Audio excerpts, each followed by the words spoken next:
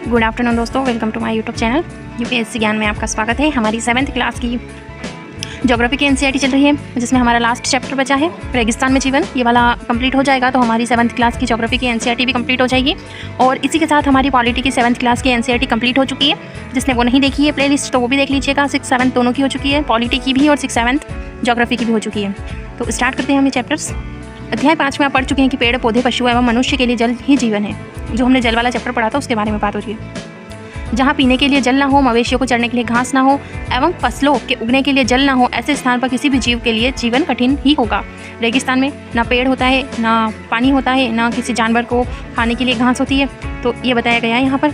अब हम विश्व के उन स्थानों के बारे में सोचेंगे जहाँ लोग अत्यधिक कष्टकारी तापमान में भी जीना सीख चुके हैं। इनमें से कुछ स्थान आग की तरह गर्म है तो कुछ बर्फ की तरह ठंडे हैं। ये विश्व के रेगिस्तानी क्षेत्र हैं। इन क्षेत्रों में कम वर्षा, विरल वनस्पति एवं चरम तापमान होते हैं। तापमान के आधार पर रेगिस्तान गर्म एवं ठंडे हो सकते हैं। इन स्थानों में जहाँ कहीं भी थोड़ा बहुत जल उपलब्ध होता है, लोग वहाँ कृषि करने के लिए बस जाते हैं।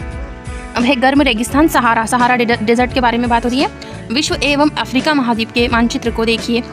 उत्तर अफ्रीका के बड़े भूभाग पर फैले सहारा के रेगिस्तान का पता लगाएं। यह विश्व का सबसे बड़ा रेगिस्तान है। यह लगभग 8.54 लाख वर्ग किलोमीटर के क्षेत्र में फैला हुआ है। क्या आपको याद है कि भारत का क्षेत्रफल 3.2 लाख वर्ग किलोमीटर है। सहारा रेगिस्तान 11 देशों से घिरा हुआ है। ये देश हैं अल्जीरिया, चाड, मिस्र, लीबिया, माली, मोरितानिया, मोरक्को, नाइजर, सूडान, ट्यूनीशिया एवं पश्चिमी सहारा। रेगिस्तान के बारे में सोचते समय आपके मस्तिष्क में तुरंत ही रेत का दृश्य उभरता है। परंतु सहारा मरुस्थल बालू की विशाल परतों से ढका हुआ ही नहीं, वरन वहाँ बजरी के मैदान एवं नग्न चट्टानी सतह वाले उत्थित पहाड़ भी पाए जाते हैं। ये चट्टानी सतहें कुछ स्थानों पर 2500 मीटर से भी अधिक ऊंची है, जिसमें हमें डायग्राम में सहारा का रेगिस्तान बताया हुआ है। अब इस मैप में, जिस मैप में अभी बात हुई थी, जहाँ पर पश्चिमी सहारा, मोरक्को, मोरितानिया, माली, नाइजर, चाड, सूडान, इरिटारिया, सोमाली गणराज्य, ये सहारा मरुस्थल के सभी देश हैं। अब हम यहाँ की जलवायु के बारे में पढ़ेंगे। सहारा रेगिस्तान की जलवायु अत्यधिक गर्म एवं शुष्क है। यहाँ की वर्षा ऋतु अल्पकाल के लिए होती है। यहाँ आकाश बादल रहित एवं निर्मल होता है। यहाँ नमी संचय होने की अपेक्षा तेजी से वाष्पित हो जाती है। दिन अविश्वसनीय रूप से गर्म होते हैं। दिन के समय तापमान 50 डिग्री सेल्सियस से ऊपर जाता है, जिससे रेत एवं नग्न चट्टानें अत्यधिक गर्म हो जाती हैं। इनके ताप का विकिरण होने से चारों तरफ सब कुछ गर्म हो जाता है। रातें अत्यधिक ठंडी होती है तथा तापमान गिरकर हिमांक बिंदु लगभग 0 डिग्री सेल्सियस तक पहुँच जाता है। वनस्पति जात एवं प्राणी जात। सहारा रेगिस्तान की वनस्पतियों में कैक्टस, खजूर के पेड़ एवं एकेशिया पाए जाते हैं। जहाँ कुछ स्थानों पर मरुद्यान, खजूर के पेड़ों से घिरे हरित द्वीप पाए जाते हैं। ऊंट, लक्कड़, बग्घा, सियार, लोमड़ी, बिच्छू, सांपों की विभिन्न जातियां एवं छिपकलियां यहाँ के प्रमुख जीव जंतु हैं। सहारा रेगिस्तान के मरुद्यान का ये इसमें हमको डायग्राम दिखाया गया है। अब यहाँ एक फैक्ट बताया हुआ है। सहारा के अल अजीजिया क्षेत्र में, जो त्रिपोली लीबिया के दक्षिण भाग में स्थित है, यहाँ का सबसे अधिक तापमान 1922 में 57.7 डिग्री सेल्सियस दर्ज किया गया था। अभी हमने जलवायु देखा, अब हम देखेंगे लोग कैसे यहाँ रहते हैं। तो लोगों के बारे में पढ़ते हैं। सहारा रेगिस्तानी की कष्टकारी जलवायु में भी विभिन्न समुदायों के लोग निवास करते हैं, जो भिन्न भिन्न क्रियाकलापों में भाग लेते हैं। इनमें बेदुइन एवं तुआरेग भी शामिल हैं। जलवासी जनजाति वाले ये लोग बकरी, भेड़, ऊँट एवं घोड़े जैसे पशुधन को पालते हैं। इन पशुओं से इन लोगों को दूध मिलता है। इनकी खाल से ये पेटी, जूते, पानी की बोतल बनाने के लिए चमड़ा प्राप्त करते हैं तथा पशुओं के बालों का उपयोग चटाई, कालीन, कपड़े एवं कंबल बनाने के लिए करते हैं। धूल भरी आंधियों एवं गर्म वायु से बचने के लिए ये लोग भारी वस्त्र पहनते हैं। सहारा में मरुद्यान एवं मिस्र में नील घाटी लोगों के निवास में मदद करती है। यहाँ जल की उपलब्धता होने के से लोग खजूर के पेड़ उगाते हैं। यहाँ चावल, गेहूँ, जौ एवं सेम जैसी फसलें भी उगाई जाती हैं। मिस्र में उगाई जाने वाली कपास पूरे विश्व की सबसे सुप्रसिद्ध है। तेल की खोज संपूर्ण विश्व में अत्यधिक मांग वाले उत्पाद का अल्जीरिया, लीबिया एवं मिस्र में होने के कारण सहारा रेगिस्तान में तेजी से परिवर्तन हो रहा है। इस क्षेत्र में प्राप्त अन्य महत्वपूर्ण खनिजों में लोहा, फास्फोरस, मैग्नीज एवं यूरेनियम सम्मिलित है। सहारा की सांस्कृतिक जीवन शैली में भी परिवर्तन आ रहा है। आज यहाँ मस्जिदों से ऊंचे कांच की खिड़कियों वाले भवन तथा ऊँटों के प्राचीन मार्ग के स्थान पर सुपर महामार्ग बन गए हैं। नमक के व्यापार में ऊँटों का स्थान ट्रक ले रहे हैं। तुआरेग लोग विदेशी पर्यटकों के लिए मार्गदर्शक काम कर रहे हैं। आज अनेक चलवासी जनजाति के लोग शहरी जीवन की ओर जा रहे हैं, जहाँ वे तेल एवं गैस के कार्यों में नौकरी ढूंढते हैं। अब एक फैक्ट्स बताया गया है कि जब रेत को पवन उड़ा ले जाती है तो वहाँ गर्त बन जाती है। जहाँ गर्त में भूमिगत जल सतह पर आ जाता है, वहाँ मरुद्यान बनते हैं। ये क्षेत्र उपजाऊ होते हैं। लोग इनके आसपास निवास करते हैं एवं खजूर के पेड़ तथा अन्य फसलें उगाते हैं। कभी कभी यह मरुद्यान असामान्य रूप से बड़ा भी हो सकता है। मोरक्को में टैफी लालेट मरुद्यान ऐसा ही एक विशाल मरुद्यान है, जो 13,000 वर्ग किलोमीटर के क्षेत्र में फैला है। अब हमने गर्म रेगिस्तान पढ़ा है। अब हम पढ़ेंगे ठंडा रेगिस्तान। अब हम पढ़ने वाले हैं ठंडा रेगिस्तान, लद्दाख।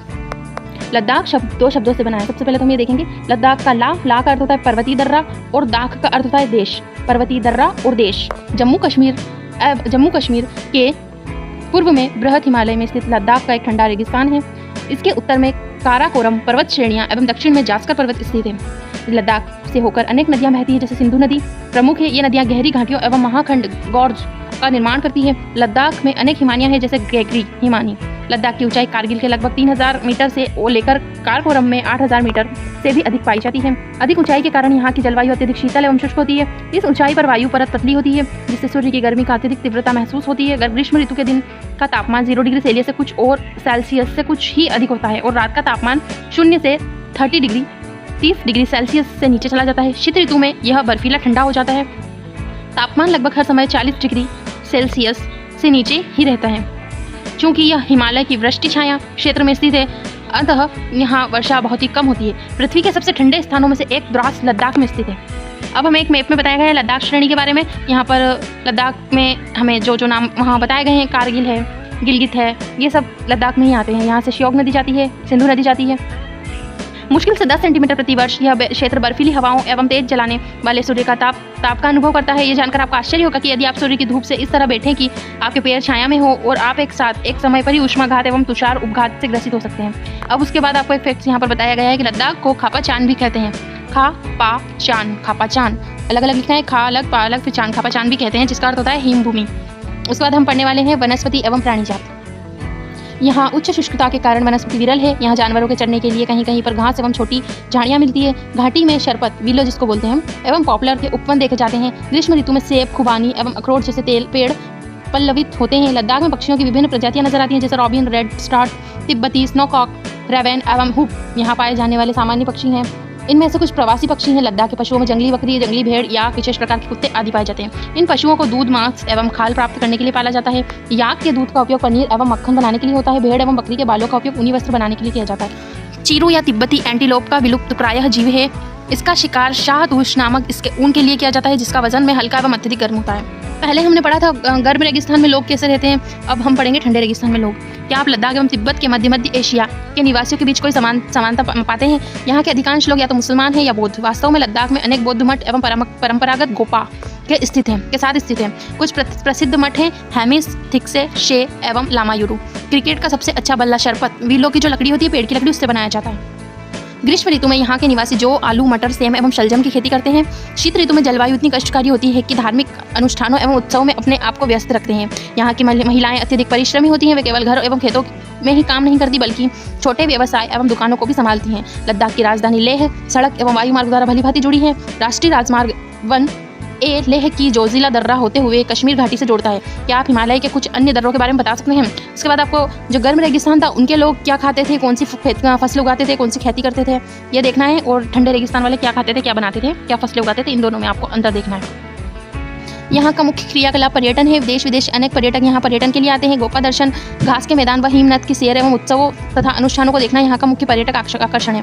आधुनिकीकरण के फलस्वरूप यहाँ के जनजीवन में परिवर्तन आ रहा है, लेकिन लद्दाख के लोगों ने शताब्दियों से प्रकृति के साथ समन्वय एवं संतुलन करना सीखा है। जल एवं ईंधन जैसे संसाधनों की कमी के कारण यह आवश्यकता अनुसार एवं मितव्ययता से ही इनका उपयोग करते हैं और कुछ भी व्यर्थ नहीं करते। उसके बाद हमें यहाँ पर एक डायग्राम में वेशभूषा में लद्दाखी महिलाएं पारंपरिक बताई गई हैं। उसके बाद मनाली लेह राजमार्ग 4 दर्रों से गुजरता है, रोहतांग ला, बारालाचा ला, लुनगालाचा ला एवं टंगलंग ला। यह राजमार्ग केवल जुलाई से सितंबर के बीच खुलता है, जब बर्फ को मार्ग से हटा दिया जाता है।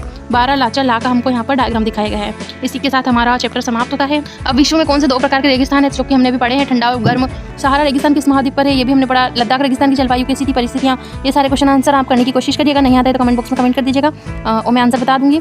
और अगर वीडियो अच्छा लगा हो तो लाइक करें, सब्सक्राइब करें, अपने दोस्तों को शेयर करें। मिलते हैं नेक्स्ट वीडियो में, मतलब नेक्स्ट बुक में। ये 7th कंप्लीट हो चुकी है, 8th स्टार्ट करेंगे। और वीडियो अच्छा लगा तो अपने दोस्तों को शेयर कर देना, सब्सक्राइब कर देना। मिलते हैं 8th क्लास में, तब तक के लिए बाय।